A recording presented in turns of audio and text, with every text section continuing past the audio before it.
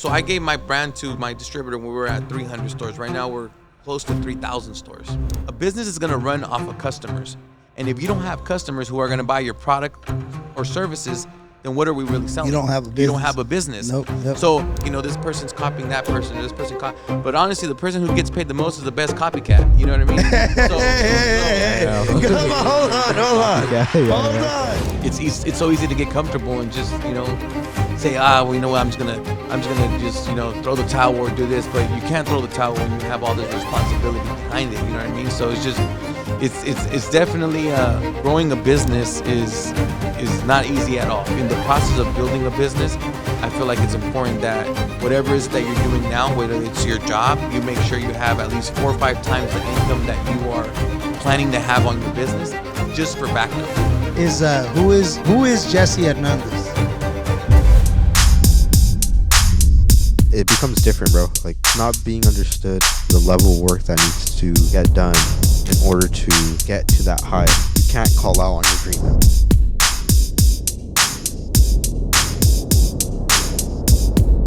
I don't want to change the world. I know I can't, but I know I can create the world I want to live in. Going after the dream, I around and fell in love with the grind.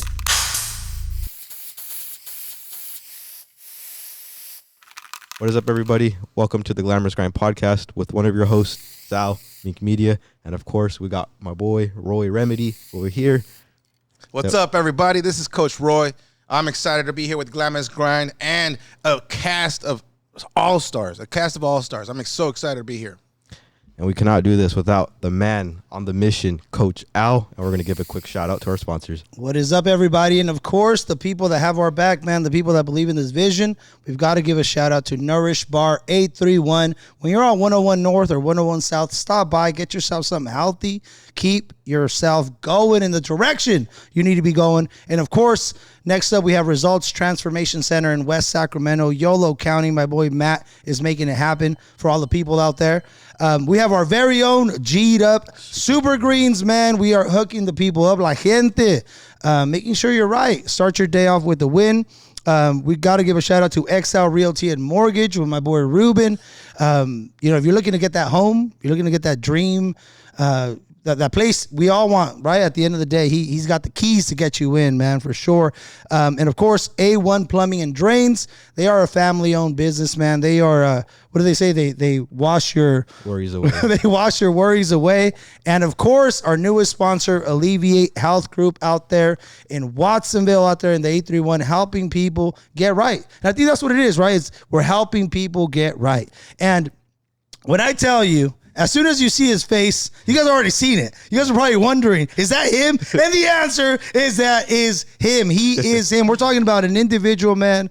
I've been seeing your brand in every liquor store, every meat market, every little tiendita. Like, I'm talking about the recognition that you get, man. As soon, I think I send your logo to a couple, guess who I have on? To my family. Everybody was super hyped, which just says something. It says that, you're an individual that has built a brand that our gente can get behind, that you understand our people. And that just says something about you, about this individual who's kept his eye on the prize, who's kept his ear to the street, who's kept his heart in the hood, who's kept it real the entire time, man. And the first conversation we had before I introduce him and tell you who he is, right off the bat, I believe the first conversation we had was about a 25 minute conversation, and it went from what's up, man, to how do we want to be better. And that just shows the light that you have. I'm talking about Jesse Hernandez,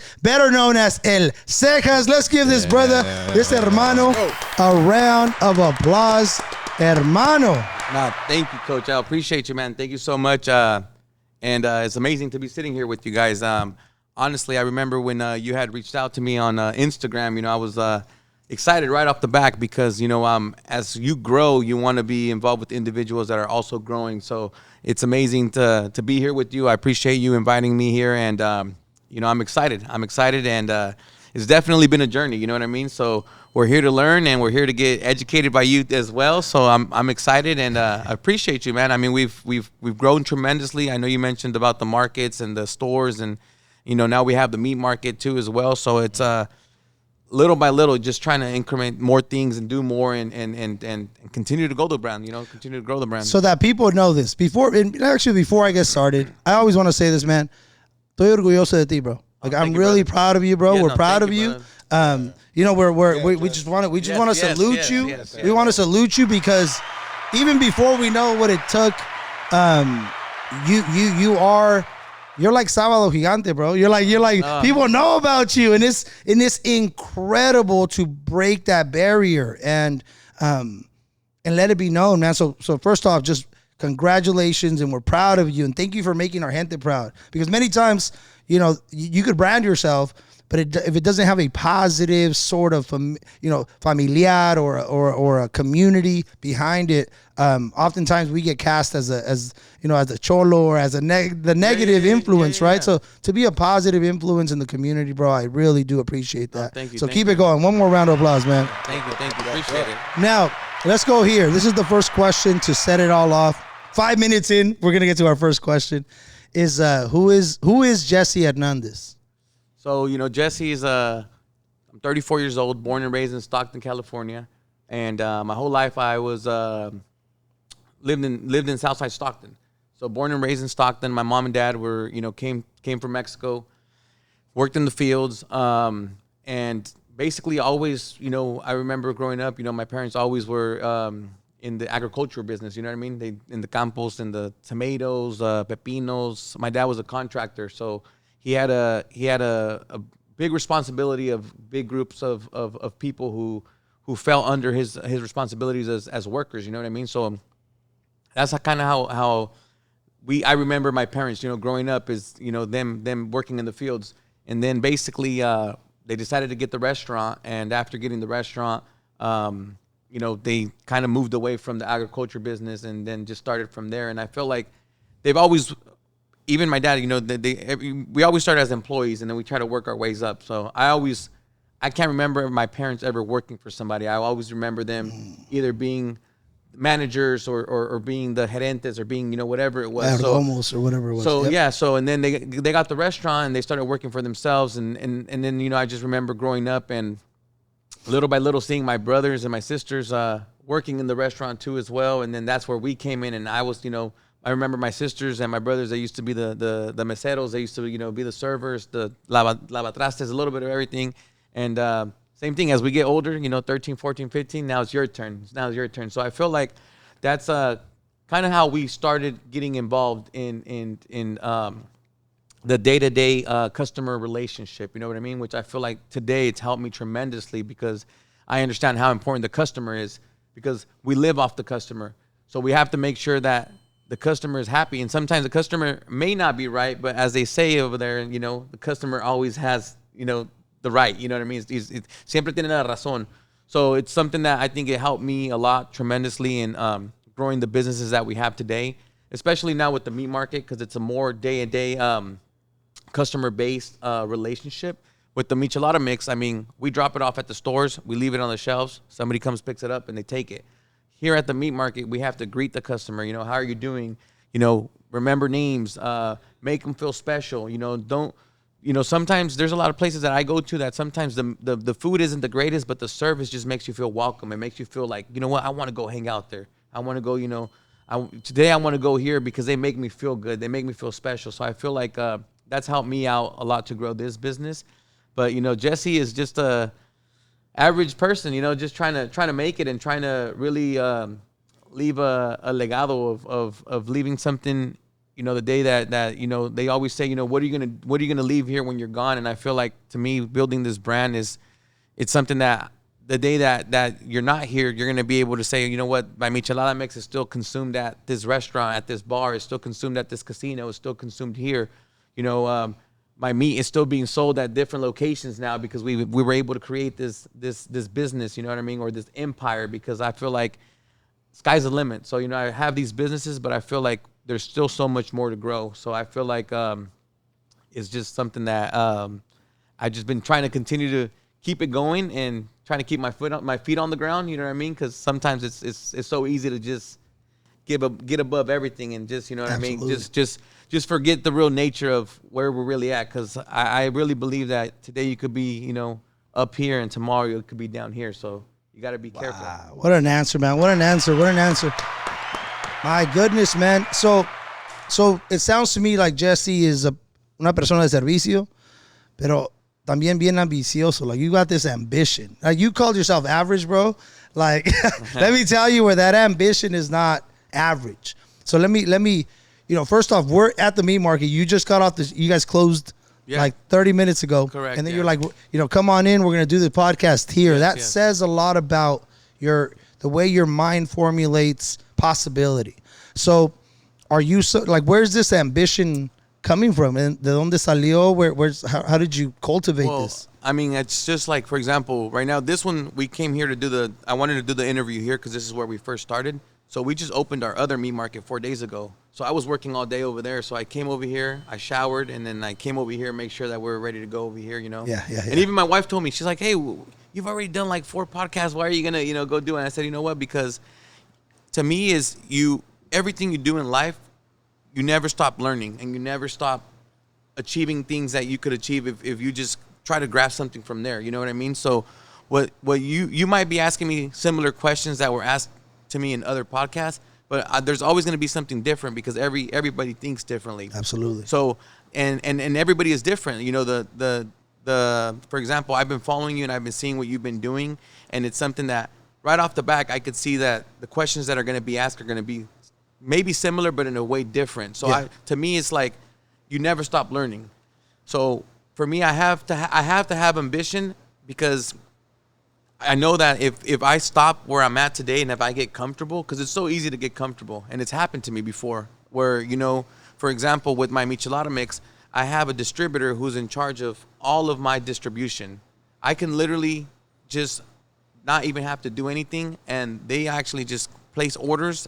I ship it It's out automated. to them. It's I ship it out to them, and, you know, they pay me and it's done. Yeah. But I'm not like that. So what I do is when there's meetings, I go to these meetings. I go and talk to these reps. I go and tell them, hey, guys. Did you learn the ambition, or is that something you can teach someone, or is this something that you felt as a kid? Like, I just feel like some people are born with it and some people learn it. And I feel God gifted me with that in me, because there's some people sometimes tell me like, man, where you get that crazy idea? And sometimes I ask myself, like, where did I get that idea? And it's just like, there is so many people out there that are doing things, and I feel like it's just genuinely given to me, and I just apply it and I go with it, and then I start seeing results. And sometimes I don't, and I don't give up, and I say, okay, you know what, this didn't work, let me now do this, you know?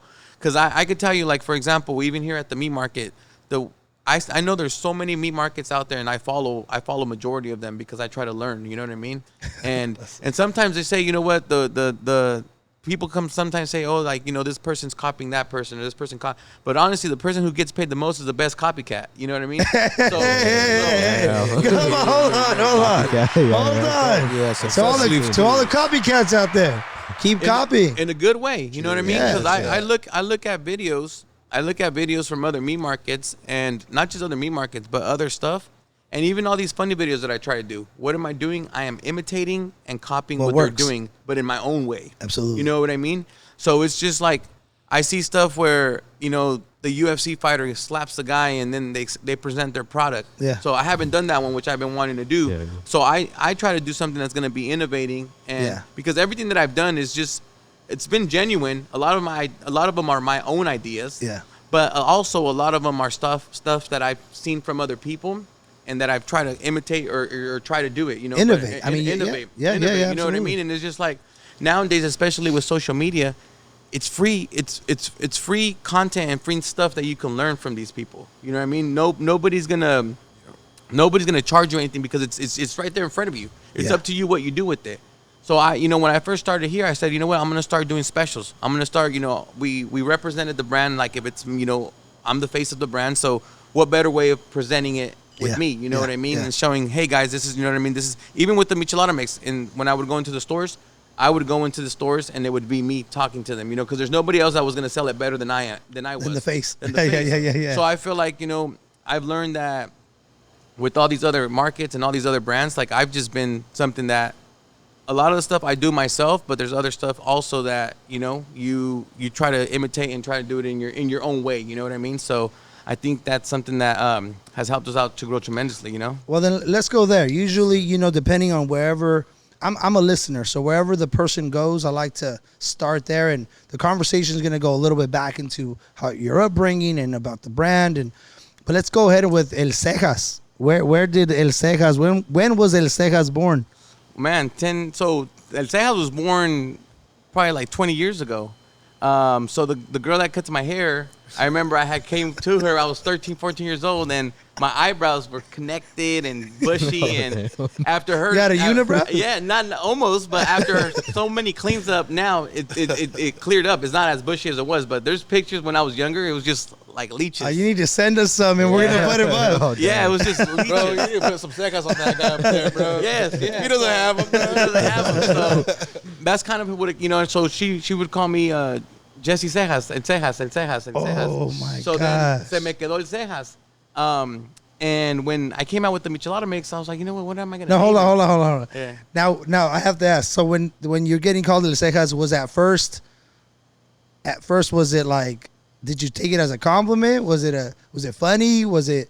Did it hurt you a little? Was it insecure about having a unibrow? Because so it's not what you say, is how you say it. So it wasn't El Cejas. At that time, it was El Cejitas. So it's a little bit better, you know what I mean? So, a little softer. So a little softer, you know what I mean? So it was El Cejitas. So, when That's I did the good. Michelada That's mix, good. I couldn't put El Cejitas. I put El Cejas. Yeah. But no, I didn't. I never took it, you know what I mean? Because I know she the way that she did it was in a genuine, loving way. Is she still cutting hair? Yeah, she's still cutting Let's my shout hair. her out. Yeah, Herminia. So Herminia's which, by the way, Herminia has a big role to do in everything that I've done. She's been so supportive in everything that I've done. I remember when I was selling coffee, when I was selling, Herbalife, whatever you want to call it. I mean, she's always been supportive of everything. You know what I mean? So Herminia? Herminia. Does she have her own salon? Yeah, so it's called Herminia's Hair Studio. So she has her own salon and stuff. She cuts hair. We'll tag her Instagram too or something. In Stockton, California. yeah. In Stockton, Herminia gets the credit for the El Cejitas. El Cejitas. El yeah. Cejita. Let's give her a round of applause, man. That's badass. So you would go to her, and that nickname was born. Where did so now you're born and raised in Stockton. Correct. Right? Talk to me about you, because now I'm curious about you in school, like growing up. The energy. Did you constantly get in trouble for talking? Were you the straight A student? What was it like growing up in the Stockton school system? I was a class clown. I was just messing around always. It's crazy because now that we've done what we've been doing, I host craft feeds, I host events, and I see my principals, I see my teachers. Some of them can't, they're super excited to me. Some of them say, hey, I always knew you were going to be something. Like, I could see, even though you were, messing around and always doing stuff, that you shouldn't have been doing. Like, I noticed. And then there's other ones that just were like, damn, that's really you. You're an F up. Like, how the heck did you end up here? You know what I mean? Like, and it's crazy to them, but also it's inspiring for them. You know what I mean? Yeah. So I feel like I always in school, especially in high school, I always just got the minimum grades, which was a C, to be able to play soccer. So I don't think if I would play soccer, I don't think I probably wouldn't have even graduated, because that's what kept me for the first 4 years of high school, which is the only 4 years we have. I had to make sure that I always had a C grade average or better in being able to play. 2.0, yep. So if I never had that, and honestly, I always did the bare minimum. So to me, now that I see everything today, I sometimes ask myself, like, I wish I would have done a little bit more, that I would have gone to college and I would have done this. But then also there's, nowadays, I'm not saying school's amazing. I feel like there's certain things about school that I wish I would have been able to apply, in grammar and certain things. But I feel like there's the fact that you didn't graduate from college, that doesn't mean that you cannot be something in life. You know what I mean? So I feel like now that I look at everything that I've done, but I've always felt like I've always been this person, even in high school and stuff. Like, I was never afraid, like, because to be a class clown, you have to you have to not have vergüenza to be that person. You know what I mean? So you don't care if you're getting in trouble. You don't care if you're trying to be funny. You don't care. So I feel like it's something that somewhat you have to have that character. And you're not scared to like put a video out and whatever likes, like you just build on it. It's the same person. Yeah, because I even remember, like, even in high school, like, let's just say we had to do something dumb or something that we thought was corny or something. I would be the one to go do it, that not caring, you know what I mean? So, and it was just like, sometimes my friends were like, oh, why are you doing that? Like, you know, you don't care or whatever. So I feel like it was, to me, funny to do it, but at the same time, I feel like it was building character in a certain way, you know what I mean? So, but besides that, I mean, I'm grateful that I did play soccer, because that helped me get through high school, because, you know, I had to have a certain grade level. So that's beautiful, man. Yeah. For you know, often with entrepreneurs such as yourself, and I mean, a brand builder, I have to ask, like, how do you believe, or what do you believe that the school system could have done to cater more to your style of being and learning? Like, because I think it's possible. I think transformational education is necessary. You're saying I'm still constantly learning. Like, you've learned a certain way, and it's extremely successful. So if we could go back in time and say, system, let's just adapt it to fit and better support, what would you say schools can do? Because there's the next little Cejas is out there. Cejitas is out there right now. Yes. And they're getting in trouble, and they're getting labeled, and I mean, it's happening. Absolutely. What do you think? What would you urge our school system to do to, you know, better support a learner such as yourself? Hey, come over here. Hey, have you heard? Of course you've heard of this spot. 831, baby. Nourish Bar is the spot to go to. Whether you are on 101 North or 101 South, or you're in Monterey County, Soledad, King City, Greenfield, Salinas, the spot you need to stop at is Nourish Bar 831. Get your protein smoothies, get your protein donuts, get your energy tea. Hit them up at nourishbar.831 at Instagram. Check out all the goodies that they have. Hit up my people, man. Nourish Bar 831 is the spot. If you're anything like me, making big decisions can be super intimidating. One of those decisions is like buying a house. You see memes about it, TikToks about it, Instagram reels about it, and while everyone is asking where do I start, I like to begin with who do I trust. And that is with Ruben Venegas at XL Realty and Mortgage. This is someone I personally know and trust with over 25 years in the game. He's helped hundreds of people with their real estate needs, from buying, flipping, and investing. Whether you're ready or curious, this is the guy to call. Ruben Venegas at XL Realty and Mortgage, 916-206-9616. I think that's an amazing question, because I think schools should definitely focus on self-development, on how to develop. I feel like nowadays there's so many, especially with social media, you see a lot of teenagers now having a lot of these influencers, at a young age. Yeah. You know what I mean? They start off young. But I feel like self-development on how to deal with people, how to deal with real things in life, how to deal with, you know, pressure, how to deal with, you know, depression, things that, especially in high school, is very hard. You know what I mean? You're 13, 14, 15 years old, 16 years old. You're now dealing with teenagers asking you for drugs, asking you for alcohol, asking you for certain things that, you know, that you potentially don't know how to deal with, and you think it's a norm because it's just so much around you. So I feel like if schools were to have something where they can educate you on self-development, on teaching you how to deal with people. You know how many people are afraid to be in front of a camera, and how many people are afraid to do a presentation? I remember in school, you know, people hated doing presentations because they had you showing something, the missions, and they had you showing other stuff, and people would be there sweating and stuff because they were afraid to speak in front of people. And I feel like I was never that person. So even today, all of my videos, it's me talking, it's me doing it. So I feel like if there was a class on teaching people how to not be afraid to speak, or how to not be afraid to really be you and just go out there and, you know, just be yourself, I think that would be amazing, because I feel like there's so many books out there that are not, people don't even know about. Something so simple of, you know, how to deal with people, how to understand how the mind works. And there's a lot of stuff out there that I feel like, you know, there's times where something so simple, like I go to places and I've gone somewhere where I open up the door for somebody and I let them come through and I see they're struggling and I open up. They don't even know how to say thank you to you. They don't even know how to say. I say you're welcome anyways. Yeah. I say you're welcome because I know you didn't get it, but de todos modos, I'm gonna give you the love. But something so simple, and it's something that I try to teach my kids. Of something so simple of just opening up the door for somebody and or just giving advice to somebody, genuinely advice of, how's your day going? I hope you have a great day. Or you know what, that shirt looks really nice. Like, you don't know what you can do, the impact you can have on people's lives. You don't know what people are going through. That if we were to teach these people young on how to really learn how to treat people, I think the world would be a better place. You know what I mean? What an answer, bro. I think we have our next project. Because I think it's not going to happen. So I think it's a collaborative effort to ensure that this is happening in the schools, man. Absolutely, because there's a lot of bullying going in school too. Yeah. And I feel like now, in school, I feel like there's a lot of things that are going on in school that unfortunately stay in school. So it's like those are the kids' second home. Think about it. They go home, they sleep for 8 hours. They go to school, they're there for 8 hours. They only have the other 8 hours of the other.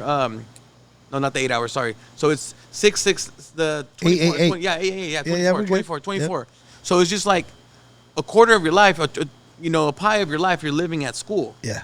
So it's like, how is it that you can be going through so much problems and sometimes you see all these craziness of kids trying to do things, suicidal thoughts and all this other craziness when majority of the time they're spending as much time as they're spending at home as spending in school. So I think it's very important that little by little, we're letting people understand the value of how important you are. Absolutely. And it's just like I'm getting a little bit deeper into this because I have a niece of mine, and she's going through something right now at school, and she's young. She's I think 12, 11, and she's already having these crazy thoughts, and it's just like, you're so young to be having this. You know what I mean? And then she's already getting bullied in school and other crazy stuff. So I feel like if we were to start teaching these kids maybe at 11 or 10, because as young as these kids are, their brain is very, it's empty. You know what I mean? So whatever you're nourishing in there, it could be good or bad, they're going to soak it up.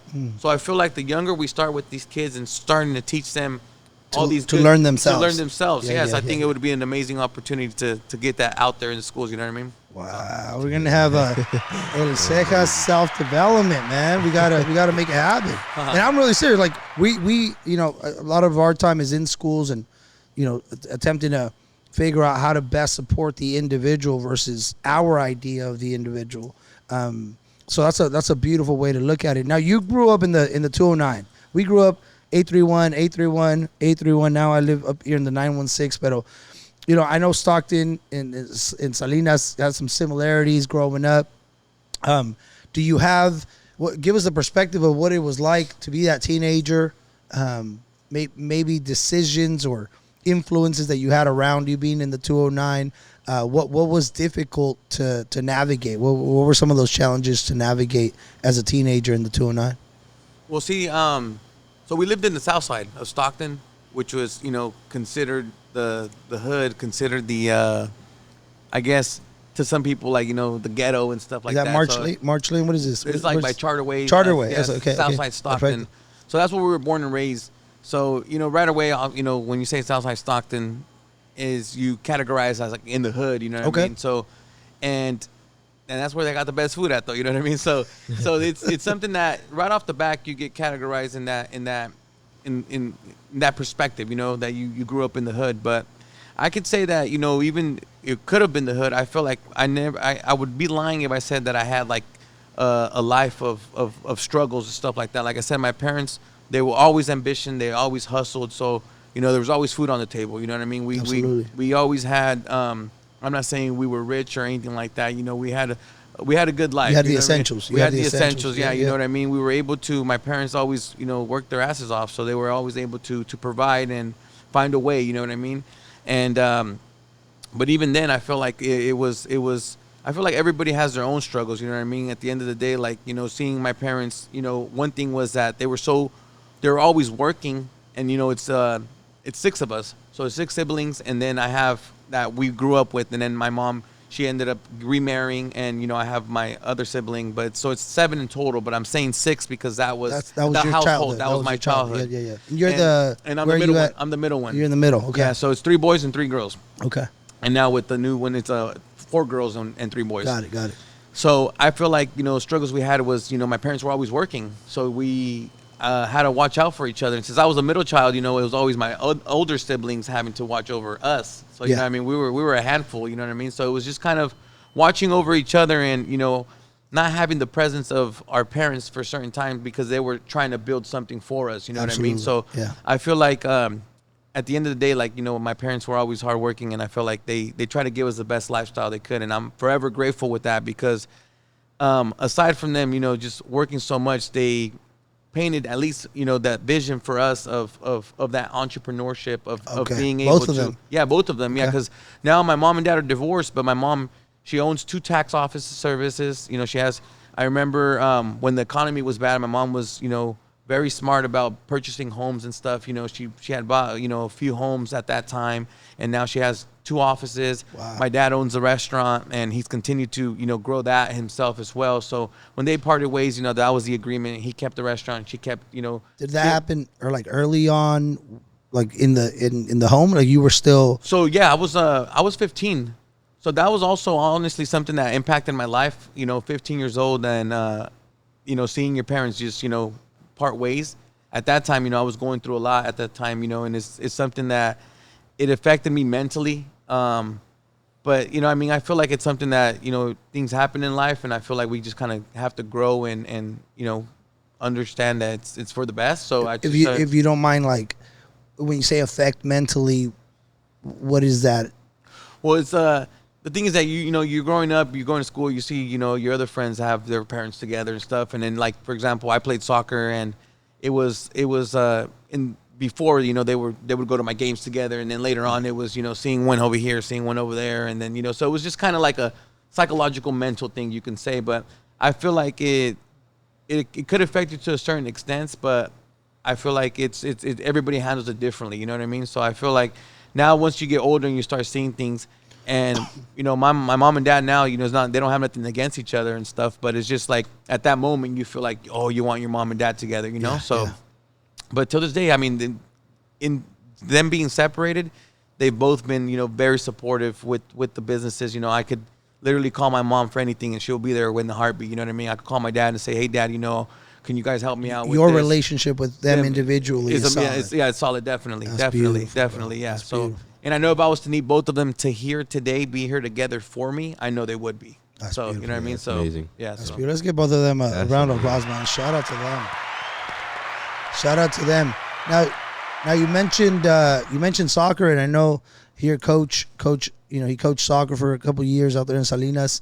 From the player's perspective, man, what was it like being out there, and what did it mean? You know, we often, when we work with athletes, we talk about the sanctuary. Like, this is the place where you just get to go as fast as you can, hard, like that almost like microaggression. If you're going through something, you're putting it all out on the field. What was the soccer field? What did it mean to you? Life. It meant my life. You know what I mean? My goal was to play professional, and, you know, and just live. I've been playing soccer since I was 4 years old. You know what I mean? 4 years old till 20 something, and I felt like it was my life. So when I got hurt and I tore my ACL and I stopped playing, it was like my whole life was done. You know what I mean? Like, I didn't know what to do. I remember I was just not doing nothing. I remember I started drinking, just going clubbing, just drinking every day, not caring. And then until my mom was like, hey, you know, okay, you're not in Mexico no more. You're not, you know, you didn't make it. Snap out. You know what I mean? What are you going to do with your life? And I feel like it's something that it drained me, you know, because I had went over there, and there was people that were like, hey, you know, Jesse, you're going to make it out there. You know, we're going to buy you some shoes. We're going to, you know, we're supporting you, you know, and you know, I was, like I said, I actually had shoes and stuff like that. You know, my parents were able to buy me this stuff, but it was people that believed in me that were actually, you know, from their hearts trying to, you know, motivate me more to go. So when I came back, I felt like a failure. I felt like, you know, disappointed with myself, and like I didn't accomplish what I wanted to accomplish. So it was something that was very draining on me. Like, you know what? I didn't make it. And it's crazy because when you come back, you try to hide from these people. You know, you'll be grocery shopping and you'll be like, oh, hey, pues, ¿qué pasó? You didn't make it. Yeah, they just remind you. Yeah, it just oh my gosh. Yeah, so it just makes you feel like crap because you're like, man. You're telling the story. You're telling the failure story over and over and over again. So it's just like it got to the point where like you're trying to hide yourself from that moment of failure. You know what I mean? But I feel like everything happens for a reason. You know how long do you think you were in that period of like? Probably. And the reason I ask, these questions is because I know you're such a positive. You trained yourself to be a consistent positive light, and often the idea of sitting down is also, just describing so that when people are listening to you, they also understand that it is a process. It's not just a day feeling like a failure for a day or for 2 days. How long do you think that lasted? From feeling that hiding sort of sense. So I think at least 2 years. You know what I mean? Because it's like you started. After that it just kind of numbs out. You know what I mean? You start seeing the same people and they stop asking that question. You know what I mean? So it's just like you already know I didn't make it. Like, you know what I mean? So like quit poking at it. You know what I mean? So you always did have that other person though, like, oh, or you have those memes like, oh, yo era bueno y me lastimé la rodilla. You know what I mean? Like playing around and stuff, but. To this day, I think after that, you just once you actually start doing something else, that kind of just it kind of numbs out the other stuff. You know what I mean? So I feel like afterwards, I started doing other stuff. I got into network marketing. That helped me a lot with learning how to deal with people, learning how to understand people. Learning sales. I feel like sales. I never thought, it's hard to sell. People don't like selling because it's like you having to convince somebody to buy something that potentially they don't even want. So I feel like when I started getting into network marketing, it literally helped me build my entrepreneurship of how to, approach people, how to understand people. And I feel like that's kind of what also helped me kind of not so much forget, but kind of let go of what I felt because, not making it professional. And then after that, we started with this, and this kind of helped me also. So this started as a hobby, and then when pandemic happened, I actually just went full throttle, and I got laid off. So I had no other option but just to go full throttle. No other option, man. Yeah, so. What is so with that? You're how many jobs did you have? Would you say prior to building the brand? So I worked. So a lot of the years that I worked were at my dad's restaurant. So I was a waiter there. So I would, get people's orders, take their orders and stuff. And my dad didn't pay me much, but I got a lot of tips. You know what I mean? And what I mean paid me much, he paid me, you're talking about years ago. I was in making tips, $80 to $120 in tips. You know what I mean? 10, 15 years ago. So, no, probably longer, like 15 years ago. So it was 20 years ago, because I was 15. So 20 years ago. So 20 years ago, making $120 is like, making $200-300 now, Yeah. So, and plus whatever he would give me. So I feel like that was I was there for a couple years, and I never really liked having a boss or having somebody tell me. So I worked at the bank. I remember I worked at a Central Credit Union. What bank? Central Credit Union. You weren't too energetic for the bank? Nah, I didn't like it. So then I worked for Blue Shield and customer service. I hated it.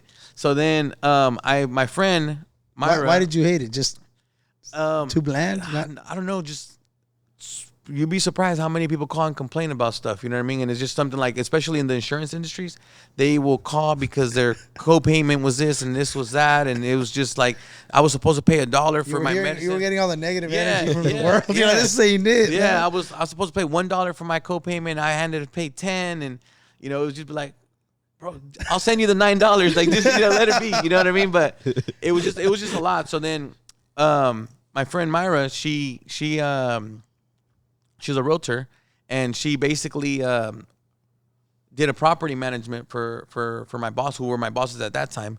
So he was looking for somebody for a sales rep for flooring. So he sold floors, and at that time, like I said, I was in network marketing. So she referred me to him, and when I first met him, they right off the back, I didn't know nothing about flooring.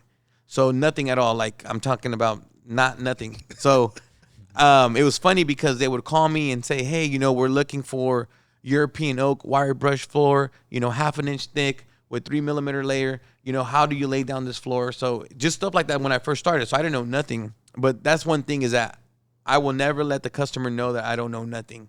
So, at that time when they would ask me these type of questions, what would you say? I would be like, for example, oh, hey, Mary, thank you for giving us a call. A matter of fact, I'm just driving right now. If you can give me a quick second, let me look this up and I'll call you right back and give you pricing and let you know how much we have in inventory.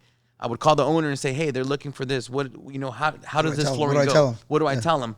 Oh, well, this is an engineer flooring, so you need to float it and it goes glued down, or you could actually. So then I would call the customer back and say, oh, hey, Mary, thank you. By the way, I'm calling you back. I have some numbers for you. Wow. We have this X amount of inventory left. And by the way, this is the way that you would install this flooring. And we also have every box comes with a little instruction on how to actually lay it down and stuff. Wow! Now, if y'all didn't just pick up that gem, like that's being cornered. That's being cornered. Calling a timeout. Yeah. Going to check, coming back. Like you can call a timeout. Yeah, no, absolutely. It doesn't have to be and they would never know. You know what I mean? Right. So I think one thing in sales is never let them know that you don't know. You know what I mean? Never let them know that you don't know, because you got to let them know with confidence. You know what I mean? And let them know that, okay, this is what it is. And just little by little, when I got laid off, till this day, they've called me and they've seen what we've built. And they tell me, hey, if you were to ever want to, the doors are open for you. Like, you've been one of our best sales reps. And till this day, I get phone calls from stores thinking that I still work for them. And, I still just, forward them the information to them. Yeah, you still keep the flow. I still keep the flow, yeah. And they call me and say, hey, Jesse, thank you. We actually just still, we just sold a job because you sent us over, So the doors are open if you ever need a job. Yeah. But, I kept that relationship. So now when I bought my house, I bought the flooring from them for my whole house at, almost at cost, because of that relationship. Wow. So I feel like a lot of the times it's so important what the relationships that you're building, because you never know what door that can open for you. You know what I mean? Because you can only do so much by yourself. Yeah. And I feel like a lot of times it's not what you know, it's who you know. So I feel like at the end of the day, it's happened to me where I've been in certain places, and because I know a certain individual, they've allowed me to get into, a doctor's appointment sooner than I was supposed to wait, or having to do, something so simple of not having to wait in line at a concert or something, because I know this certain person, you know what I mean? So I feel like it's just building relationships with people. Everything in life is about building relationships, because I feel like you don't never know what opportunity or what's going to present itself from that, I agree with you, man. And as you grow, I think, and I really do, because I know we mentioned God, but I really do believe that you're going to gravitate the people that you need. And I think you never gravitate who you already are. Ya eres quien eres, and that's why you're not going to have another person like you. So speaking about relationships and networking, like, Rogelio's one of those individuals who will pull up to a plaza, and he it's the funniest thing ever to just watch. Watch him. And he just goes and either meets who we need at that moment, or he knows a person that he's known forever from high school. And just do you want to touch on a little bit on just the power of relationship building and connection? I get it, man. I guess that's the next question. Did you always have that ability even in high school where you were making all these relationships? I think, I think that, let me go this way. I think I always had it in me. You know what I mean? Now that I look back, I always feel like it's because it's crazy, because it's like certain little things or certain little scenarios that you're put into, that some people will be like, oh, you know what? How am I going to get out of this? Or, how am I going to do this? I feel like I always had it kind of in me to kind of even, I don't know if you could say like manipulate the route of going where you want to go. You know what I mean? Because even like sometimes with the teachers. Yeah, I was going. Yeah, I can see you going there. Yeah, so you're befriending the teachers as well. Yeah, no, yeah. So even like sometimes with the teachers, why didn't you turn in your homework, or why didn't you do this, or why didn't you do that? So there would be certain, and it's something crazy because I would immediately have the answer to it. You know what I mean? Like it would be so fast to let them know, like, oh, you know what, I apologize. I know it was due today, but this is what happened. Then, okay, don't worry about it. We're gonna immediate excuse. He had the immediate excuse. He had the excuse on deck. On deck. That's hilarious. But it's just like, amazing. But the thing is that now that you get older, you learn to, because you could use it in good. There's always good and there's always if you abuse it, you end up at reality, which is you don't have anything built. Exactly. Right? You just kind of talk yourself out of a bunch of holes. Very creative, exactly. man. You have creative ideas. Yes. But it's like I've even read books where it says it's not what you do or what you have, but it's how how you're gonna build around what you have. Because I feel like it's something that you could use good for good, or you could use good for evil, or evil. It's vice versa. So I feel like it's kind of learning how to actually use it. You know what I mean? So that's amazing, man. Yeah. So how many different sales jobs did you like get into? So you sold flooring. I sold flooring. Man, you don't even want to know. Let's go. I do want to know. I even sold pads for women. Pads. Yeah, sanitary pads. Yes. Wow. I gotta hear this. So look, it's crazy. So what it was is, I would love to do a presentation for you guys if I had it. So this was as crazy as it sounds, it was an organic pad. Okay. So pads themselves have a. We're gonna do the commercial right now. Okay. Let's go. So pads themselves. Nah. So sanitary pads have so women that use them, the regular ones, they have there's so many chemicals that go, for the women. So it's not good for them. Yeah. So these ones were promoting, it was healthier and organic and all this other stuff. So it was crazy because when I did the presentation, you're ripping it up and stuff, and then you pour a whole thing of water, and it's not leaking nothing, bro. So it was crazy though. So I did that at one point. It was organic material. It was organic material, but it soaked up so much water. So it was just crazy the way that we did sell? Yeah, no. Hell yeah. Bro, so I remember one time we did a presentation, and so at that time I was already with my wife. She's like, bro, you really gonna sell pads? I was like, hell yeah. So I had her, the reason why she kind of believed in it was because I had her obviously wear it. Yeah. And women, when they're sleeping, when they're on, when it's that time of the month, when they're sleeping is when they're, they're releasing. So, some of them it's heavier, some of them it's less. Yeah. So she noticed that it was like, wow, like this was like, it felt really, so she was like, okay, this sold it on me. You didn't even have to tell me nothing. Like, this is actually really good stuff. You know what I mean? So it was something that, word of mouth. Then we started telling her friends, and, I started telling her friends. But it was just crazy because they're like, man, Jesse, to this day, we were just talking about it. It was like, he sold coffee, he sold pads, he sold milkshakes, he sold, he sold everything. You know what I mean? So, yeah, so everything. So it's just, but I think like real selling jobs, I think it's only been 4 of them. Okay. Four selling jobs. But what was the most difficult? Like you were like, man, I need to find a way to crack this code. Honestly, I feel like once you get the code, it's just, you could sell anything, to be honest. Yeah. Because even with coffee, I remember, so it was network marketing. I know up to one point we were selling in coffee. So it's not just me selling coffee. You create an organization of teams of people that are selling for you as well. Yeah. So at that point, I think my team was, the most we sold was like almost $40,000. No, almost $40,000 in 1 month of coffee. Damn. So it was a coffee. It came in a little pack, and it was already ready to go. It was also organic, and it had a mushroom called Ganoderma. Okay. So this mushroom that you. Oh yeah, my tax prep takes that one, bro. Okay. All right. Well, it's yeah. a little black. Yeah. Like look with the gold. Yeah, Gerber Dummer, bro. I know who your tax lady is. In Salinas, absolutely. In Salinas, yeah, I know who. Yeah, I know. So yeah, so that's what I was selling. You know what I mean? Relationships. We were selling. Yeah. So we were selling that coffee, and that kind of helped me. I remember I would go into sit down at restaurants and just, I wouldn't even order coffee no more. I would order a cup of hot water and just drink my own coffee. Oh yeah. You know what I mean? So it was something that it was kind of a selling pitch. Of like, oh hey, do you or anyone drinks coffee? Yeah, well, I drink coffee. I said, well, let me introduce you to the coffee that pays. And people were like, what do you mean? What does it pay? Damn, how does it pay? Look at this guy. You know what I mean? I'd be like, okay, well, let me sit down with you. Let me show you, let me break it down to you. demo. Let me do a little demo. Does your family drink coffee? Yeah, my abuelita drinks coffee. My sister drinks coffee. I said, perfect. You know, let me. It's a mushroom complex, bro. Yeah, no. I said, so let me set up a meeting. You know, at your house. I'll bring donuts. You know, I'll bring coffee. Just have me the comadre, the tia, everybody in there. And you know, if they decide to buy, I'm gonna give you some. I'm gonna shoot you some cash for you to. You know what I mean? Da-da-da. So next thing you know, the tia wanted to sign up. The abuelita wanted to sign up, and you were the one that put them in front of me. So basically, you'd pay them. So no, the way that would work is the point was to sign them up. So the tia wanted to sign and the abuelita wanted to sign.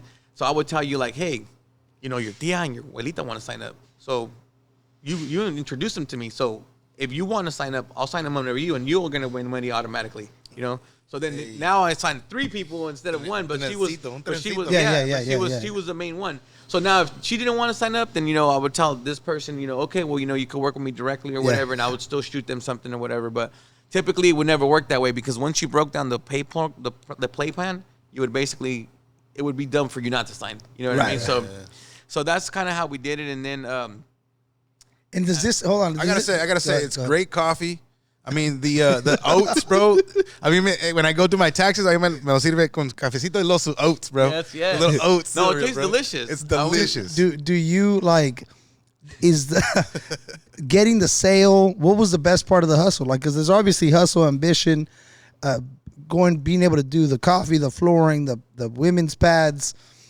Like, what was where's the fulfillment? Or is it in the hustle? Is it in getting people to say yes? Is it in getting to the relationship building, new connections? Like, what was the thrill? I think it's so a lot of times it's obviously you want to get the yes, right? But I feel like is dealing, because every person that you're selling to is different. You know what I mean? So sometimes you even from a no, you learn something. You know what I mean?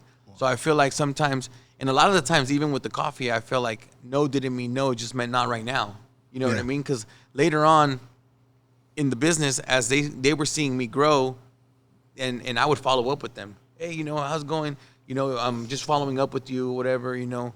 Oh, you know, last month, you know, oh, so you're still doing the little coffee thing and whatever. I was like, yeah, you know, I'm actually, you know, I don't have a job right now. I'm doing this full time. This is what I made last week. And people would be like, oh, damn, you know, this little coffee thing might work. You know what I mean? So it was kind of like building a relationship and kind of keeping still involved with people.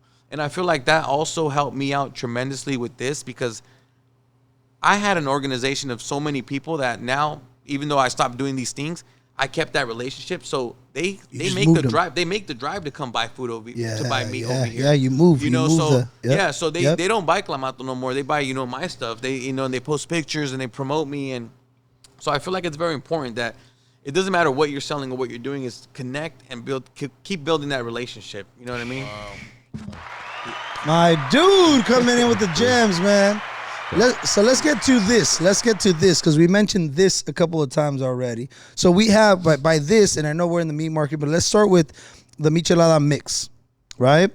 So where did this idea start? Let's start with that. Let's just go right into the mix. Where did this idea for the mix start? So the mix, it started with the dream, you know, a sueño, you know, the actual dream when you're sleeping. So it was crazy. Oh, not the dream that people talk about. You're talking about you were knocked out, you were asleep. Yeah. So that's how it started. You know, we were grocery shopping, we were hanging out and stuff, and people in my dream wanted to make michelada.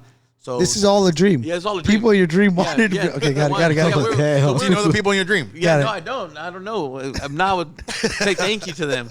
They probably want a piece of that, bro. Piece of it, a royalty. Royalties. No, mejor no. I don't remember. So that's basically how it was. You know, we're grocery shopping. People are like, oh, we should make some micheladas. So we bought everything. When we get to the part, you know, back to the house, nobody wants to make it. Nobody wants to make the michelada. So everything just stays there. So somebody in the dream's like, man, why did somebody just make everything already pre-made just to throw it in the beer and just, you know, you don't have to add nothing. So the next day I went to my dad's restaurant. I started prepping it, started playing around with it. And, you know, kind of did my own recipe and stuff. And I remember that day I did about 40 bottles and I posted it on Instagram. Sold all 40 bottles. So I was like, wait, this is actually we might have something here. You know what I mean? So I just started doing it every week. And then every week it just started incrementing, you know. I think it was like 400 or 500 bottles we started selling a week.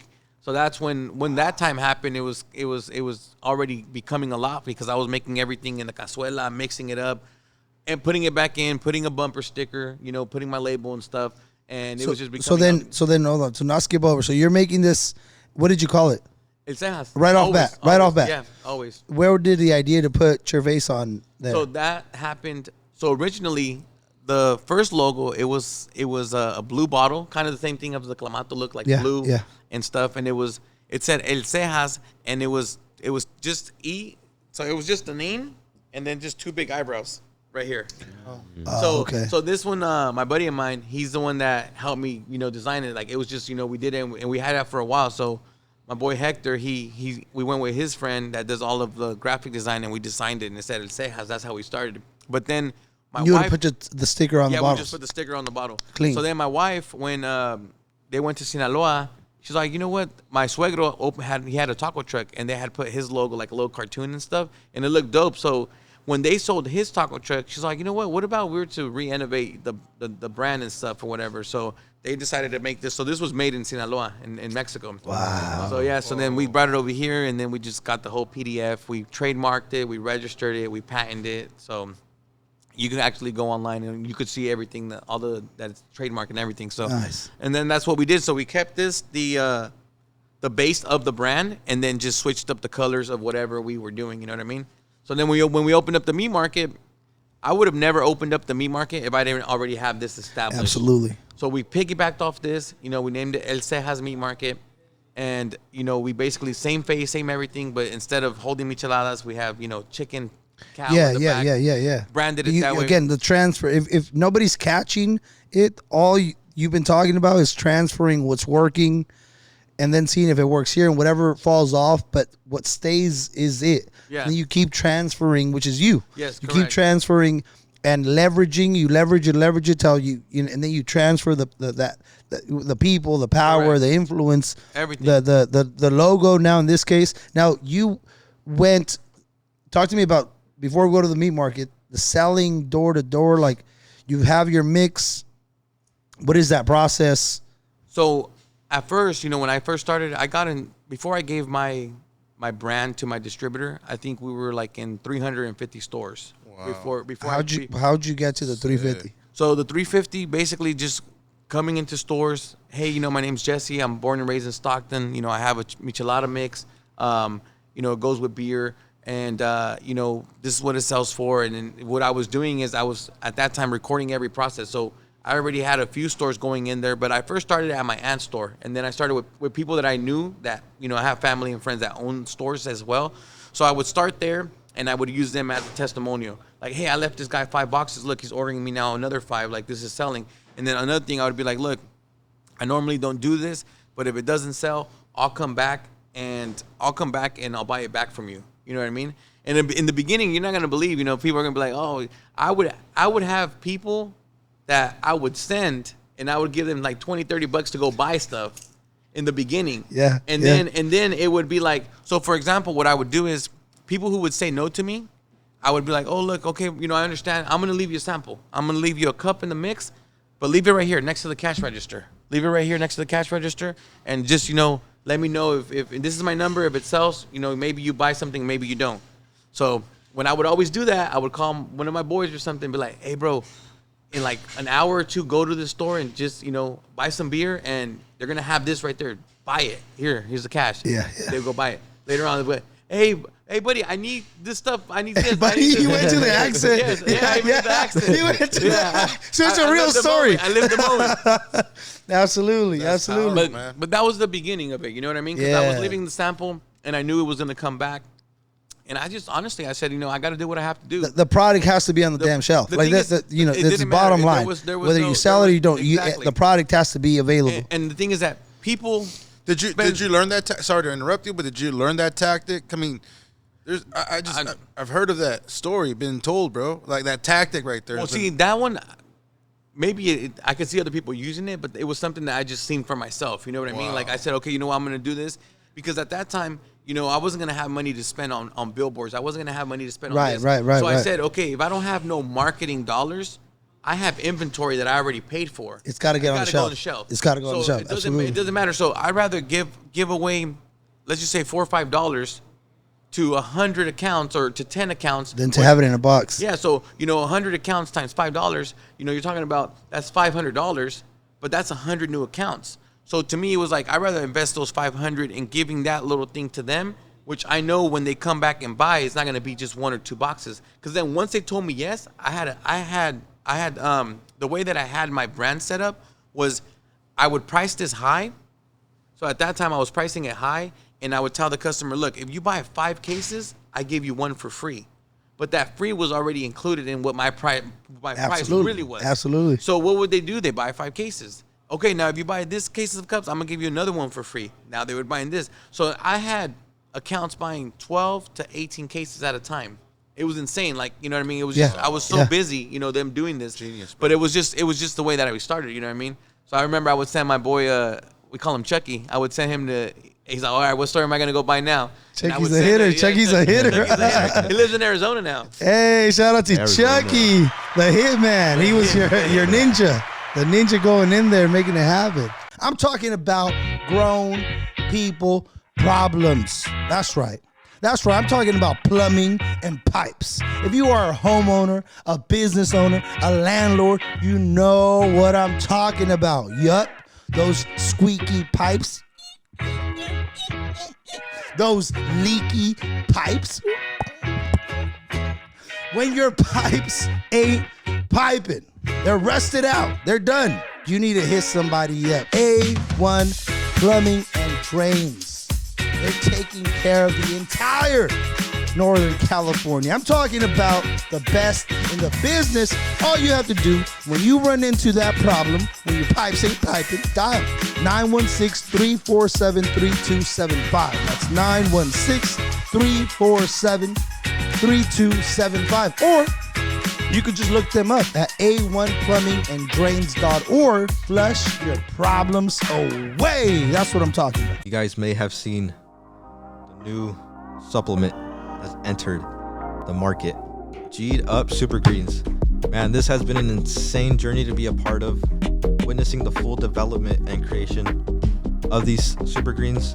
They are a supplement, and I'm very picky with mine, so this is one of the few that I do take. I take it first thing in the morning. Some of the benefits are prebiotics, probiotics, vitamins, help reduce stress and cortisol levels, as well as maintain clean energy throughout the day. My mornings are not as groggy and not as slow as they once were. Definitely try some. Let me know what you think.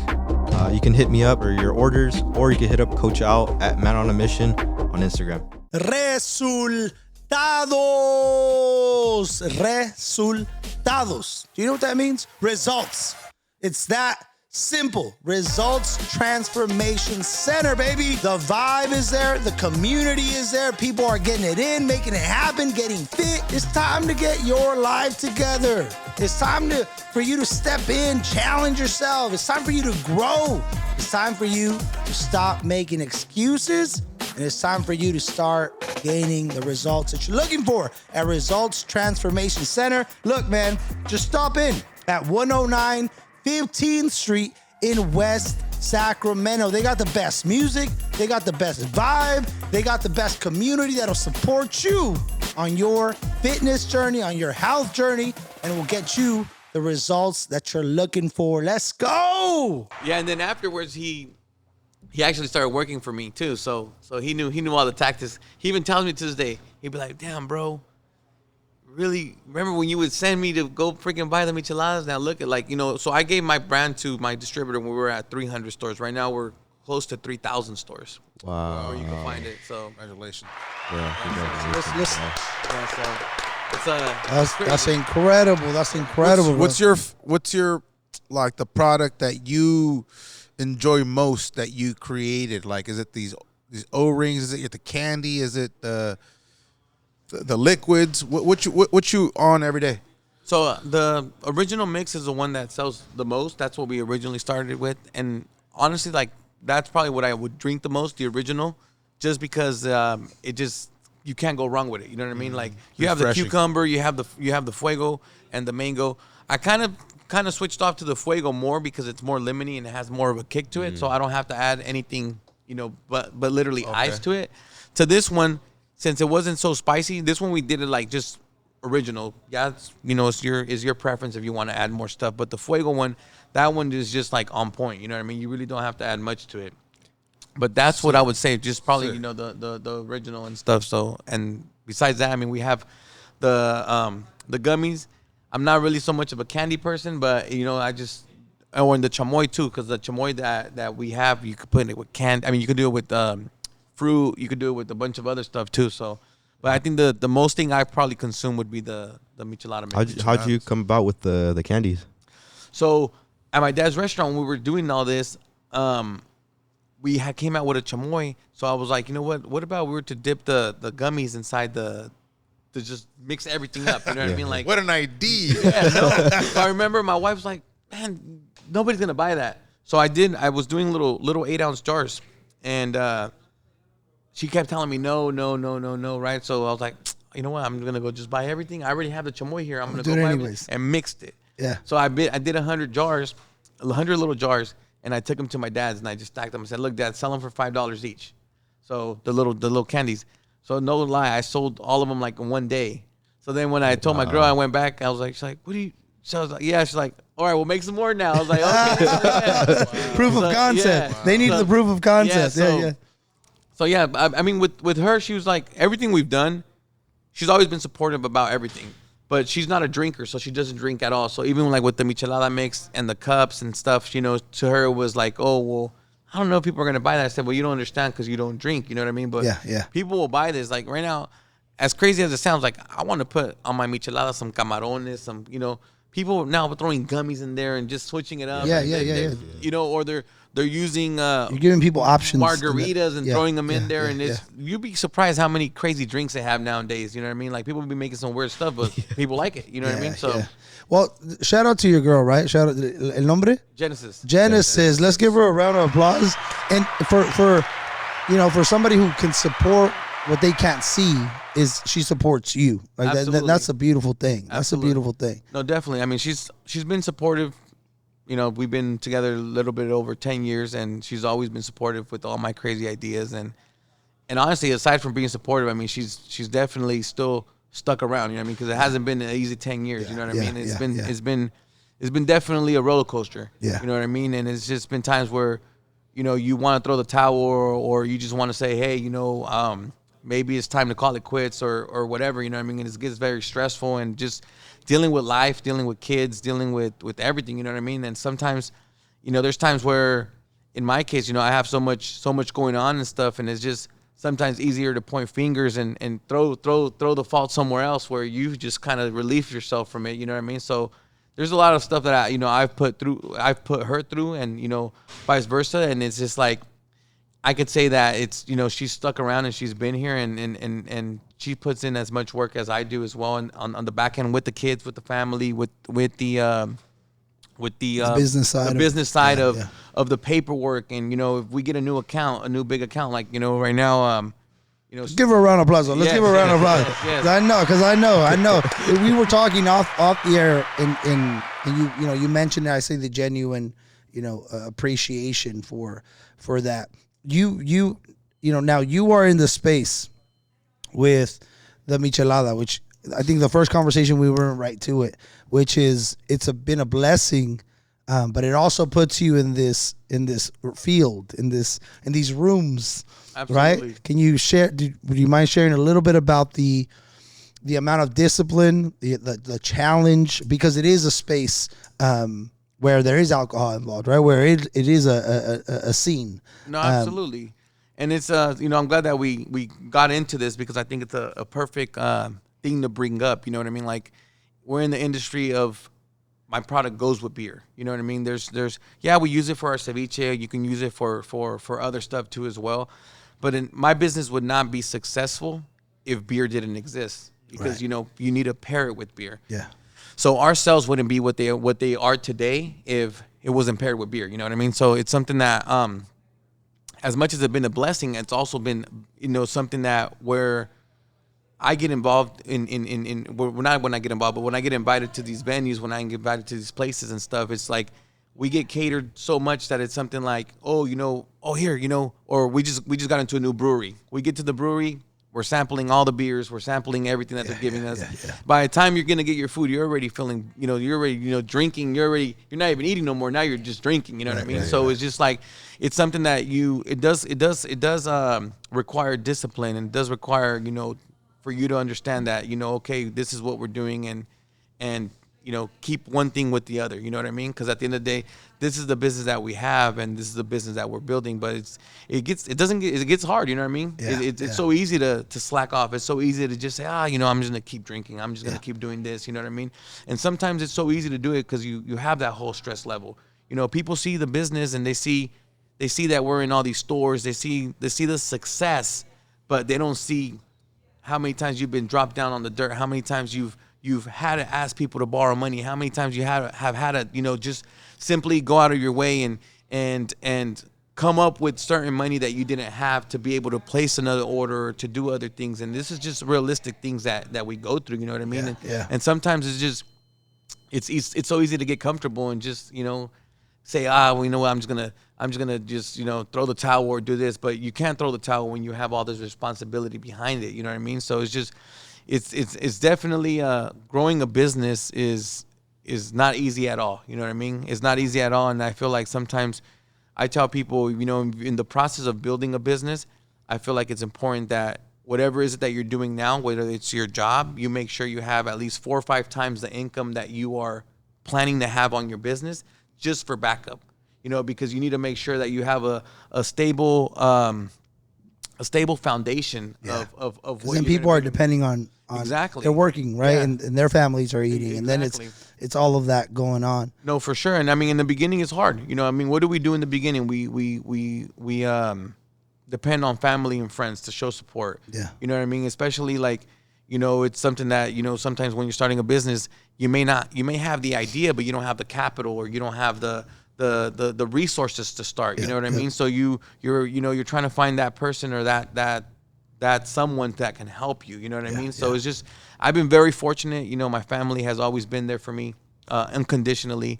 And when I mean family, I'm talking, about my family as well as Genesis family, and it's something that I feel like they've always been supportive. We have a really, really, amazing friends that whatever we do, I mean, I was selling pads, and we had my girlfriends there, just hearing my craziness about. Yeah, they were with you from the pad days. The pad days. So I mean, we definitely have a good supportive system. You know what I mean? But I feel like with the Micheladas, and getting back to what you asked, is it hasn't been easy because me being in the environment of what you're doing, of drinking and just being around that. It comes with all of it. It comes with all of it. You know what I mean? So it's just I feel like it's being disciplined, and I've decided right now to cut off from drinking. I want to.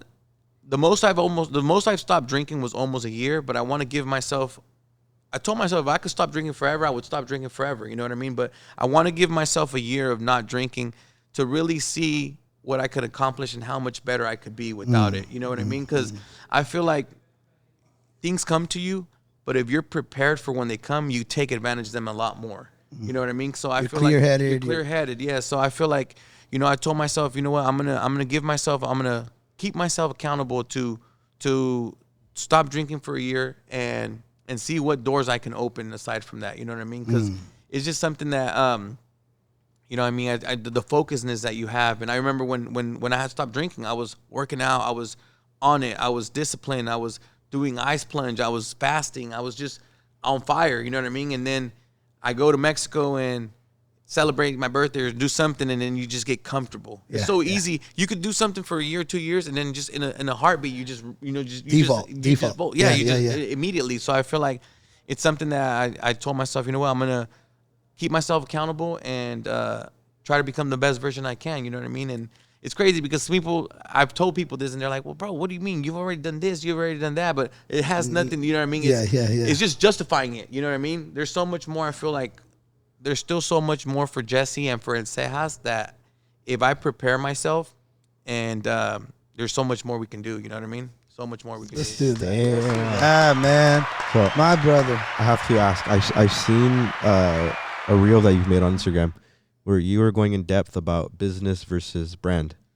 Could you go a little more in depth on what you mean by a brand versus a business? Absolutely. You know, and I wanted to talk about that because, you know, in the process of us growing the business that we have now with the meat market, I feel like I would have never started the meat market if El Cejas Michelada Mix was not established as a brand. And what I mean by that is that people that were coming into the meat market, they were like, oh, you know what, we just stopped by because we seen your logo and we know it looked different, but so we were curious about what it was, and now we know it's a meat market, so now they're here. Yeah. So I feel like, when building a business, it's so important as much as building the brand, because the brand is something that you could later on piggyback off of, and you're able to continue to grow in different ways. You know, I remember when I was first trying to start selling merch and stuff, it really didn't go well because people were like, oh, now that we build the brand, in the beginning, nobody wanted to buy sweaters. Now everybody wants to buy sweaters. Everybody wants to buy hats. Everybody wants to buy shirts. And I remember I would invest in it, you know, in the early stages, you know, because you get all crazy. I'm going to buy shirts. I'm going to buy sweater. I'm going to do this. And in the early stages, I remember, even though I would promote it, nobody was really buying them. You know what I mean? Nobody was really, you know, caring about them. It didn't have a meaning. It didn't have no meaning. And now, every other day we get a customer like, oh, hey, by the way, do you have that hoodie? Do you have this? Do you have that? So now I have to order them because there is a demand for it, but there's a demand because of the brand that we're building. So I feel like it's very important because, see, I feel like if anybody can start a business, but if you're not running that business accordingly, that business will shut in months, weeks, days. And I've seen it. You know what I mean? I've seen a lot of restaurants. I've seen a lot of bars. I've seen a lot of businesses that they're open today, and weeks, months later, they're closed down because they were so eager and so focused on building the business that they forgot about everything else. Because at the end of the day, if we don't have a business is going to run off of customers, and if you don't have customers who are going to buy your product or services, then what are we really selling? You don't have a business. You don't have a business. Nope. Yep. So I feel like if I have people who come from Bakersfield, San Francisco, Sacramento, Oakland, just to come over here and want to take pictures and want to just, you know, and we're here inside the market. You know, I mean, I promote the market. Like, people see the market and it looks badass. But if you come into the market, so that way you guys don't say I'm lying to you guys, it doesn't. When you walk in, it's a whole different. You know, it's a whole different from what we're sharing here. But people love it. You know what I mean? People are coming in, they're buying their meats, and it's just something that, you know, now that we build a brand, I have right now. There's four other meat markets that reached out to me that want me to go and set up this same setup in their location because of what I'm doing here. Because they want the marketing for their business. Wow, yo, that's at Starbucks. That's at Starbucks. Yeah. I mean, that's the concept. You have if it's a, you know, you're almost like a franchise in a sense. This concept could keep growing, and that's the goal. You know, that's the goal. So our goal was to open up another meat market, but not so soon. We're now opening up our second location in less than 1 year. They reached out to me. They basically were like, hey, you know what? We have this. You have the infrastructure. We have everything. You know, we have the meat cases. Typically, like these cases I had to buy. No, those ones, they actually, they had them there already. They hadn't been used. They paid a couple $1,000 to fix them. They were like, you know, we're going to give you, you know, we're going to help you out in the beginning, you know, almost nothing. So it's just something that they're seeing what we're doing. First video I did over there, hey guys, we're here located, got almost, you know, 30,000 views. Wow. Immediately. Like, people are, you know, tagging, sending, resharing. So they're seeing that. They're seeing the concept of, okay, the more people that come in here and buy meat, they're going to buy charcoal. They're going to buy beer. They're going to buy tortillas. And traffic. Yeah. I only focus on the meat part. So whatever else they're buying inside the market is, you know, it's for them. So I feel like we're doing something good where people, you know, it's going unnoticed. So that's, you know, that's something that I feel like it's so important about building the brand. But I just felt like I was talking about earlier, we started this with the Michelada mix. So what did I do? I said, okay, I'm going to copy what I'm doing here and just apply it over here.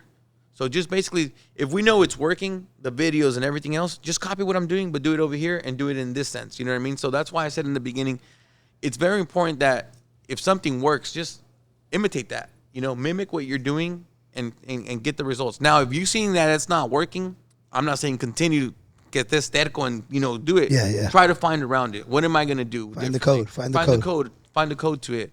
So I feel like, it's important that you find that code and now you apply it in your own way. You know what I mean? Because I feel like, for example, I see you, coach, and I see your videos and stuff, and I see what you're doing.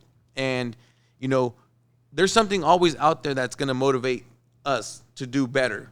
And it's just like I said, it's not that we're trying to do the same thing, but we're trying to find that code that applies to us to be able to do it. So Absolutely. I feel like it's very important. You know what I mean? I felt like it's very important. And even with the micheladas, I talked about it. There's so many other brands out there. I feel like we were one of the few ones that first started.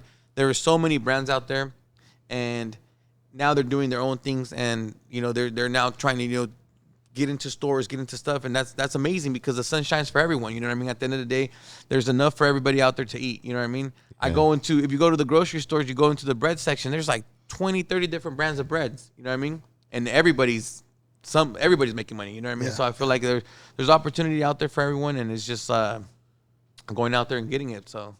Let's go. Who is your favorite competitor? I mean, we gotta have a favorite team that we would like to face and would like to compete against. For the micheladas, so in the industry of the micheladas, so it's in stores. There's not that many in stores. You know what I mean? So there is different brands in that make them from scratch.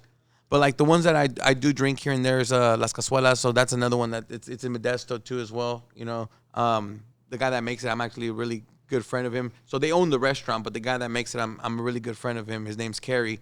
So he actually helped me to get started with my brand. So I reached out to him, and somebody else would have been like, oh, I'm not gonna, what I mean? Yeah, so yeah, absolutely. Yeah, so that's that one's something that you'll see in stores too as well. Unless you go and get something that's like handcrafted and stuff, then you have to go somewhere else and find it. But that one is something that even when I'm in stores and stuff and I see his bottles are looking kind of tilted, I'll fix them for him and I'll send him a picture. You're that example of we have this concept of being a self-employed versus being a business owner, and then now we're talking about brand.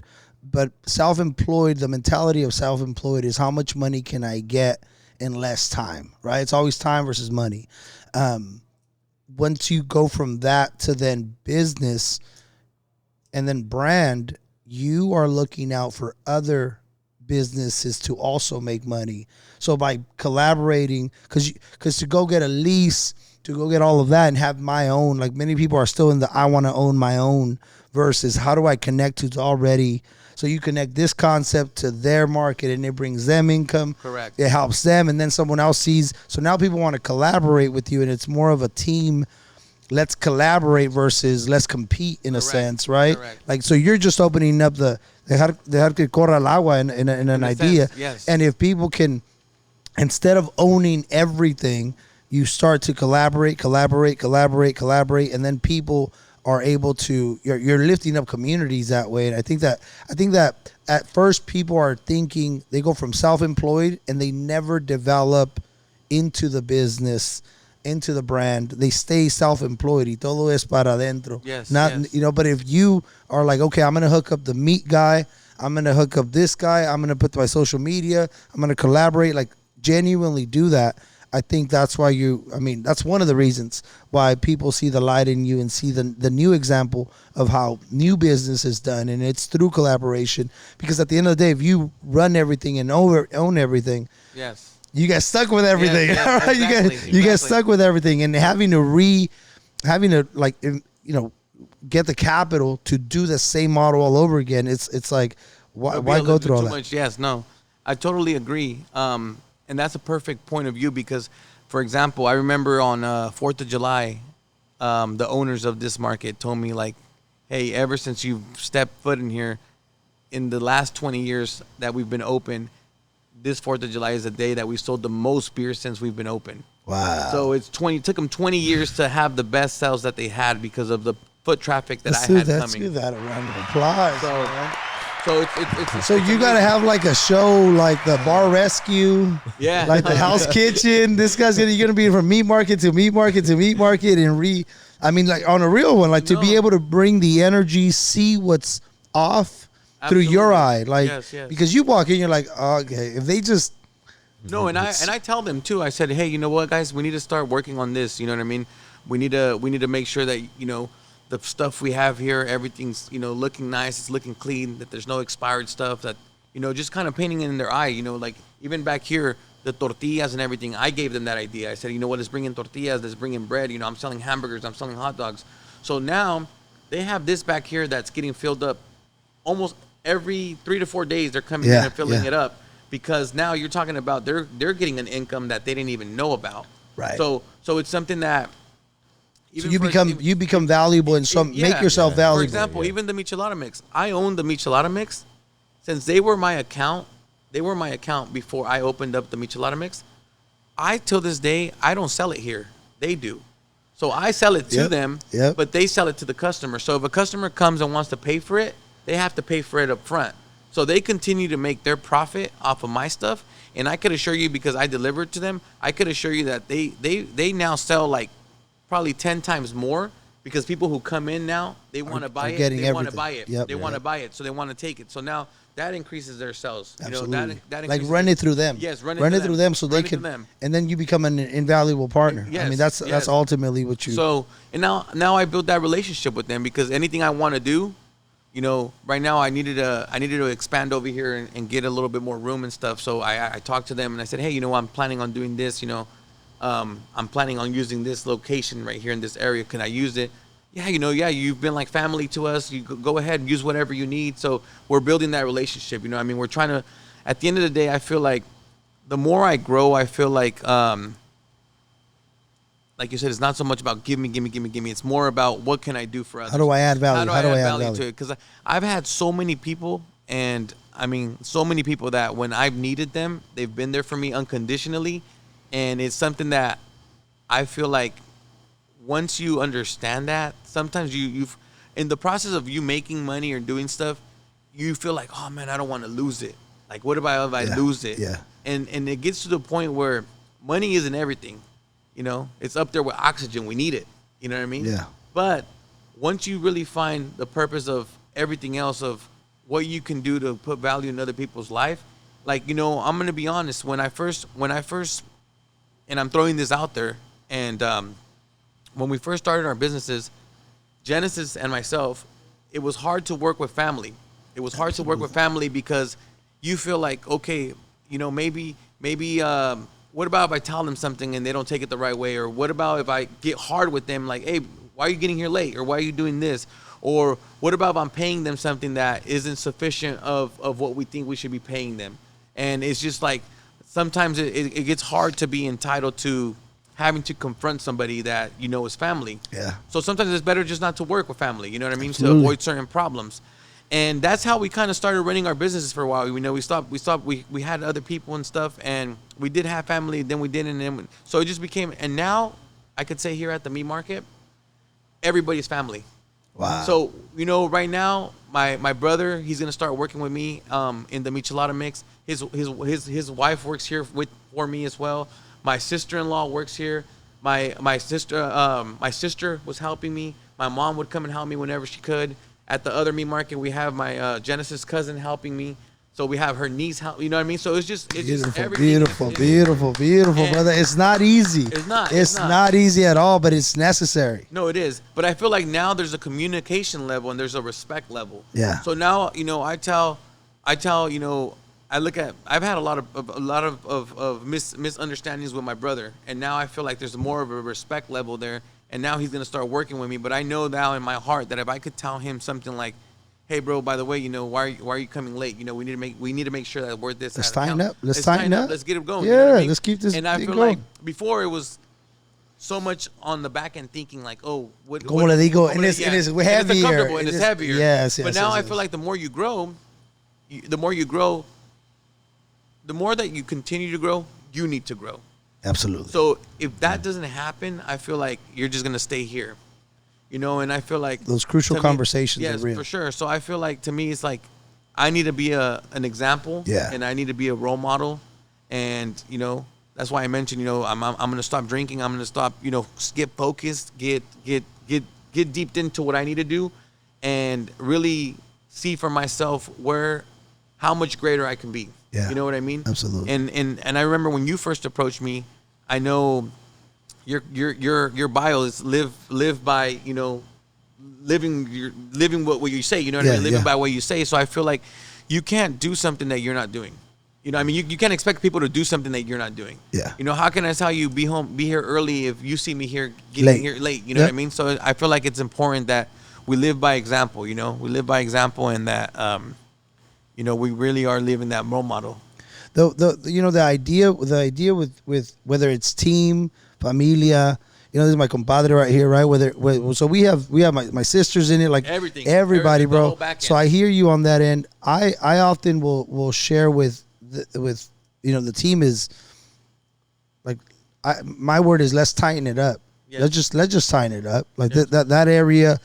I don't need to know why you're coming in late. I just need you to show up on time. And now let me know what I need to do to help you out, right?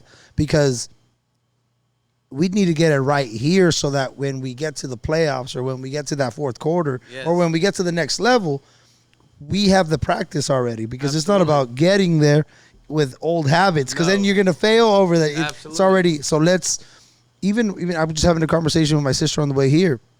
The idea is, you know, let's say we killed it. We're killing the year and we're comfortable. Now's the time to get better, because the business is taken care of. So now let's take care of each other. Yes. What do you need to do? What do you need to do? Let's clean up the areas that we need to clean up. Because to attempt to get stronger, your back is against the wall, you're in survival mode, right? Absolutely. So right now, the Micheladas are doing great. We got the meat market. We got the second one.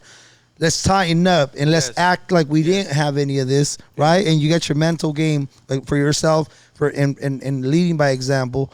It creates a culture of, we've got to be better because it's necessary to be better, not because of any other reason. It's not money. It's better, being a better person. And what does that look like? So I'm proud of you, brother. I'm proud, and anything that I could do, and we'll talk, you know, off the air too. But anything that I could do with supporting your vision, and also the team atmosphere. That's what we do with other businesses and schools. And the idea is just getting the pieces and the alignment and the communication going all in one direction. Now, everyone has their different pace. For sure. No va a haber otro motor como Cejas. That's the whole concept, right? Is Dios no te va a mandar who you already are. Absolutely. Right? He's gonna give you collaborators, and they're gonna challenge you, but they're also gonna polish you up. You know, and that's the biggest thing. That's the biggest thing. Absolutely, and it's, I think what you're saying is definitely right, because, I mean, it's definitely true, because it's like, sometimes my mom told me the other day, when she's like, you're opening up another meat market, pues, lo más I remember, there's only one of you, like, what do you expect to do? But I feel like it's very important that you build your team to be what you want them to be when you're not there, you know what I mean? Because something that I use a lot when I do presentations with the reps and stuff, I say, you know what, at the end of the day, one person could score goals, but as a team, we win championships, and I want to make sure we have the best team that's going to go out there and do what we need to do to get what we want to get. You know what I mean? He just said one person scores goals, but it takes a team to win championships. Now, I know it's getting late, brother, and I want to make sure, you know, that I want to respect your time. So let's go here. And I know that I'm going to be, you and I are going to be connecting on so many other things. And for me personally is your personal growth and your, like, making sure you're in the gym. I'm gonna be checking in on you, making sure you're in the gym. Are you up? Are you up? Because when we can collaborate in the sense of, you know, taking care of self, then everything else takes care of itself. You know what I'm saying? Yes. That's the first time I said that. I'm gonna use that one now. Write it down. Remember. Write it down.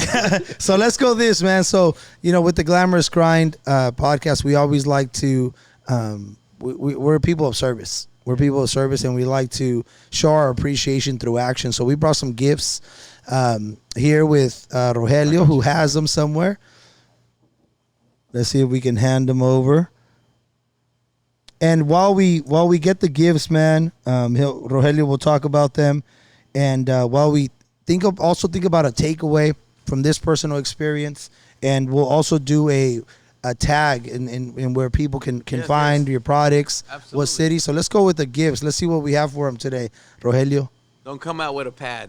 Oh, man, we found it. We found those pads we used to sell. No, the first one is a very own G'd Up Super Greens, man. keep you G'd up from the feet up. All right, I'm gonna have these tomorrow. Oh, right in the morning. Yeah, I was actually looking into getting some super greens because I just got some amino acids, and I've been looking for some super greens. So look, and tell me how they Man, really you just taste. found the Yeah. best ones. We Yes. just brought you the best ones. all right, man. man. I'm gonna have their. You got just 30, one scoop? 30. Yep, one scoop. You have 30, And how 30 much water? scoops. About 8 to 9 ounces. 8 to 9 ounces. Yep. Okay, so I'm gonna scoop this in there, drink it. I can drink it how many times a day? I drink it twice. Okay. But for somebody that, Just twice. started? Yeah, Twice? twice. 2 to 3 times, but I do it twice. All right. Man, and that's not it. That's not it. We got our own very own Sweat Sweat 3 Carhartt beanies aquí cuando estás en el Mira. cooler. Hey, that's The true. Carhartt yeah. though. Yeah, man. Gotta make sure. Yeah. Gotta make sure. That's Yes, our. yes. So our shield is a strong mind, strong body, strong heart. So your emotional intelligence, physical strength, I love it. and your mental game. So that's for you, my brother. And to keep you G'd up, we get you the socks. That's Make sure you get the stock sock check. check. We're in Stockton, from Salinas to Stockton. We want to make sure you got the right fit, my brother. Hell yeah. And of course, you talked about it. I have to rock these to the gym now. The mindset. Hey. More than it is That now. we're Mindset Academy. The right mindset, man, makes check your it dreams possible. Let's go show them the back. The back. Boom. It takes a strong mind to support a big dream. Let's go. That's what I'm talking about. So that's for you, my brother. Hey, appreciate you guys, man. Thank You know, Mindset Academy is the mission is what you talked about, which is people like ourselves, or we'll call them the C students, the creatives, the challengers. We need a space to where we need to just all learn a little bit more about ourselves, and not how to fit in, but how to stand out and serve others through our gifts, right? And through our abilities. So that's for you to hold on to, man. Let's give them another round of applause. Thank you. And let's do this. Let's go ahead and do this.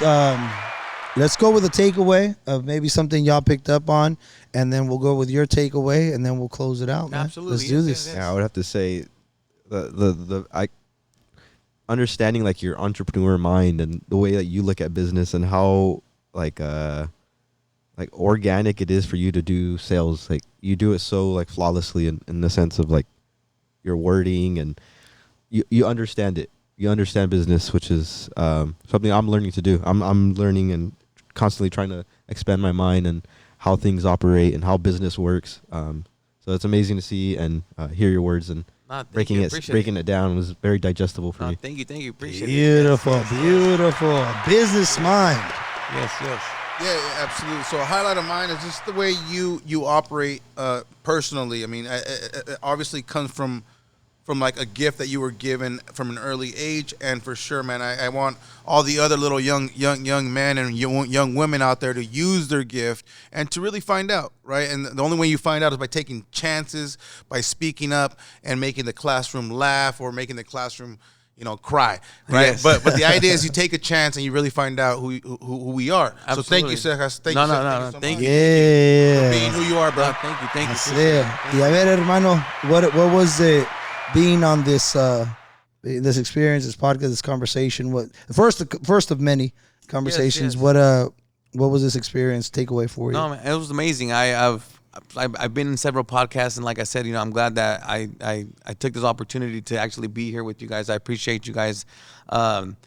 Definitely happy that I did so. You know what I mean? Because it's something that, like I said, I had talked to Genesis. She's like, "Oh, you're gonna do another one," and it's like, to me, I will continue to do more and continue to do more because I feel like I know what my story is, but you also learn from other people, and you grasp something from other people too as well. So I feel like from today, I'm grasping stuff that I didn't grasp on other ones as well. For example, learning what you guys are doing, learning how we can connect now to do other things and stuff. Because like I said, it's very important to build relationships. So I feel like, the way that I see it is for example, in this podcast today, questions that were asked and things that you guys spoke about are things that I could also learn and how to apply and do in other things as well. You know what I mean? So it's just, we all have different ideas. We all have different mindsets. So I feel like when we come together as one, we could definitely kind of maneuver and do different things. You know what I mean? So I feel like this, you reaching out wasn't coincidence. You know what I mean? It was supposed to happen. And, I feel like this is going to open up doors for other things. And there's other things that we can do. I have, the mayor of Stockton, she actually works she's a principal at Stagg High School here in Stockton.